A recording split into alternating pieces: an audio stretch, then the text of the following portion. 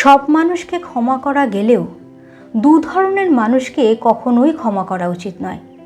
যারা দ্বিমুখী, এরা এক জায়গায় এক রূপে থাকে, আর এক জায়গায় আবার ভিন্ন রূপে কথা লাগিয়ে বেড়ায় এবং নিজে ভালো সাজার নাটক করে যায় সব সময়। দেখবেন এরা ছোটোখাটো বিষয় নিয়েও রাজনীতি করে আর নিজের স্বার্থের জন্য অন্যকে দোষারোপ করে ভালো থাকার চেষ্টা করে। যারা প্রয়োজনে অন্যকে ব্যবহার করে, দরকার ফুরলে আসল মুখোশ খুলে ফেলে। প্রয়োজনের সময় মিষ্টি কথা বলে, কাছে টেনে নেয়, প্রয়োজন শেষ হলে আবার আপনাকেই দূরে ঠেলে দেয়। বিশ্বাস করুন, এদের মতো নিকৃষ্ট আর কেউ হয় না।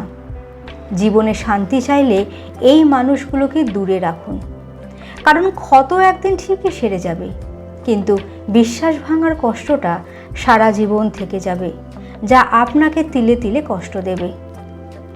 যে যেমন তার সাথে তেমনটাই করা উচিত। প্রয়োজনে একা থাকুন, তবুও এড়িয়ে চলুন এইসব নোংরা মস্তিষ্কের মানুষদের। Remove all toxic people from your life, starting with certain ones.